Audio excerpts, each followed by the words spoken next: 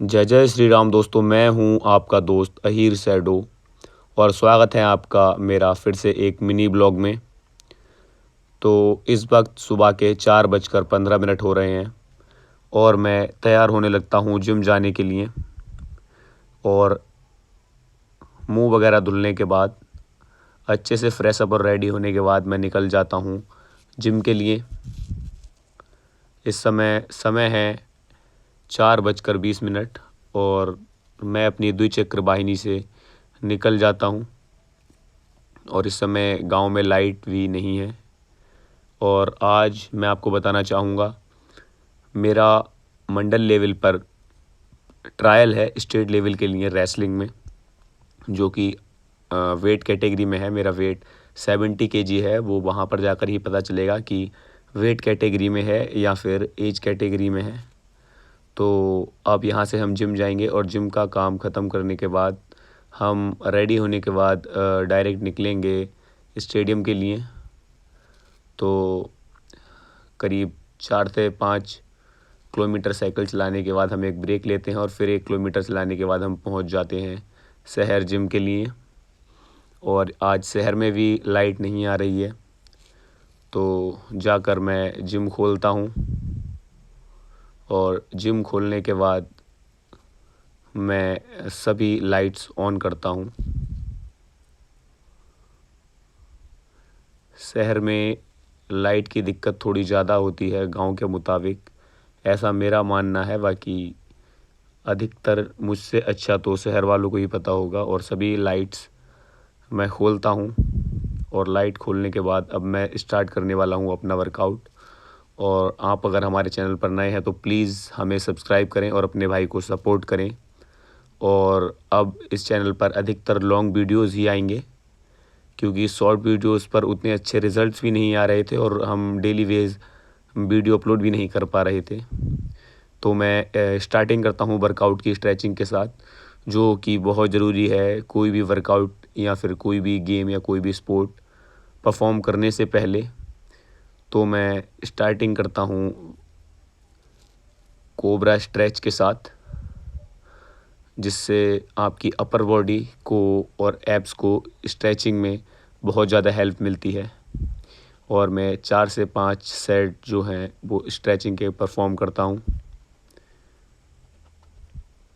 और फिर उसके बाद मैं लगाता हूँ हनुमान दंड।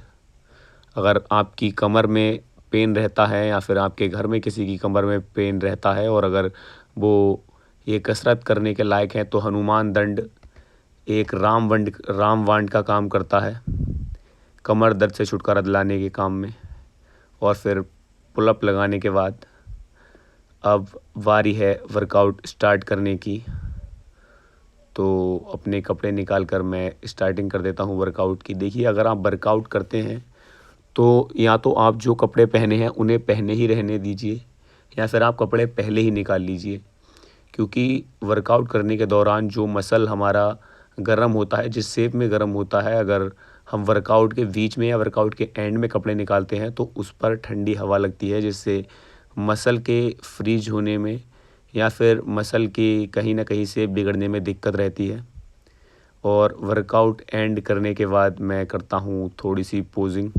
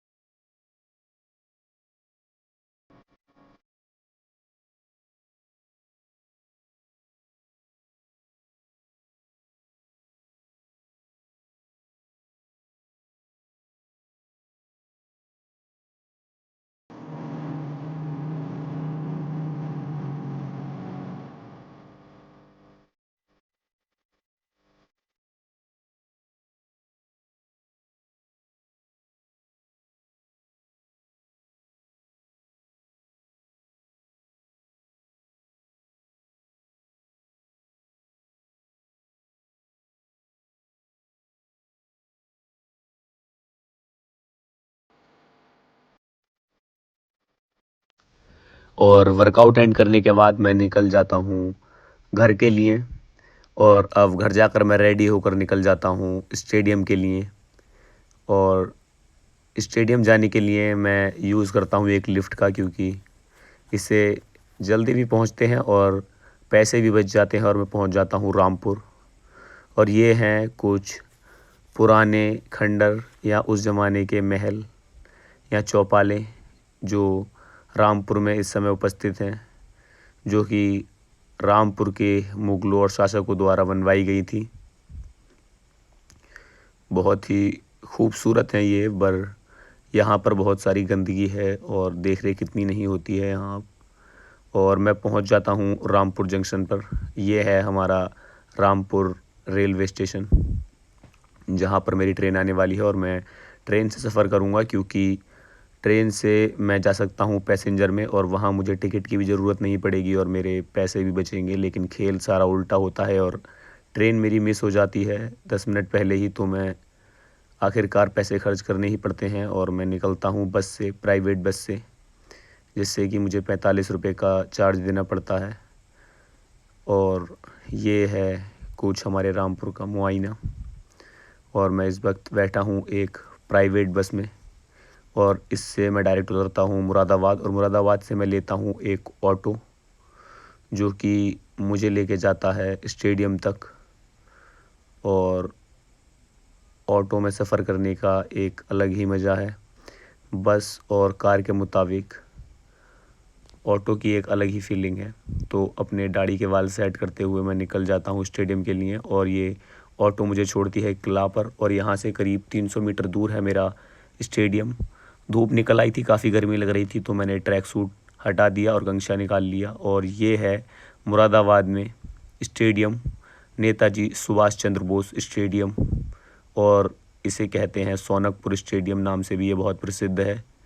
और यहाँ पर मैं पहुँचने के बाद ये है यहाँ की पवेलियन, और यहाँ एक टेस्ट मैच का आयोजन हो रहा होता है, जो कि सब जूनियर वर्ग में होता है। करीब 15 मिनट मैं वेट करता हूँ यहाँ पर कोच के आने का। तो जैसे ही कोच साहब आते हैं, और ये है वो मैच जहाँ पर हमारा मैच होना है, और यहीं पर सारे सिलेक्शंस होंगे। और ये बैठे हैं हमारे कोच साहब, जो कि यहाँ पर वेट कर रहे हैं खिलाड़ियों का। और अब मैं ड्रेसअप हो चुका हूँ, क्योंकि पहली फ़ाइट जो है वो मेरी ही वीडी है। और मेरा वेट है 70 kg, और सामने जो दूसरा पहलवान है उसका वेट भी 70 kg है। और मैं आपको बताना चाहूँगा, ये मेरी पहली फ़ाइट है। मैं पहली बार यहाँ रेसलिंग खेल रहा हूँ इस तरीके से, पूरे ड्रेसअप और मैट पर, वरना अधिकतर मैं मिट्टी में ही खेलता हूँ। और मेरे पहले मैच का अनुभव बहुत ही अच्छा रहा, और मुझे उम्मीद नहीं थी कि मैं इतना अच्छा परफॉर्म कर पाऊँगा। देखिए, हारता वो नहीं है जो मैच में हारता है, हारता वो है जो खेलता ही नहीं है या जो उसमें पार्टिसिपेट नहीं करता है। क्योंकि एक बात, एक रामबाण आप हमेशा याद रखिए, क्यों सोचे कि क्या होगा, कुछ नहीं होगा तो तजुर्बा होगा। और यहाँ पर ये मेरे पहले मैच में, इस फाइट में भाई का हाथ गलती से फ्रैक्चर हो जाता है। क्योंकि यदि आप नीचे मैट पर गिरते हैं या कोई पहलवान आप में पटकी लगाता है, तो आपको हाथ अपने फोल्ड करने होते हैं, ना कि खोलने। और ये थी मेरी दूसरी फ़ाइट, जो कि 70 kg वेट में थी। ये काफ़ी एक्सपीरियंस्ड पहलवान था, करीब 2 या 3 साल से तैयारी कर रहा था, लेकिन मैंने इसे भी दूसरी फ़ाइट में हरा दिया। और इसे मैं बताऊंगा आपको, मैंने टेक्निकल हराया था। टेक्निकल मतलब मैंने, अगर आपके सामने दूसरा पहलवान है और आपने 10 पॉइंट अचीव कर लिए, और सामने वाले के भले ही 8 हैं, 7 हैं या फिर 4 हैं, 3 हैं, अगर आपने 10 पॉइंट अचीव कर लिए तो आप टेक्निकली जीत जाते हैं। तो यहाँ पर मैंने इस पहलवान को टेक्निकल से हराया। और यहाँ पर मेरी भी बहुत सारी गलतियाँ थी। मेरे कोच ने बताया कि यहाँ ऐसे परफॉर्म नहीं करना था, ऐसे करना था। तो बहुत, हमारे 2 हाफ हुए थे 3-3 मिनट के, और अधिकतर पॉइंट मैंने जो थे वो बैक से ही लिए थे और रोल से लिए थे।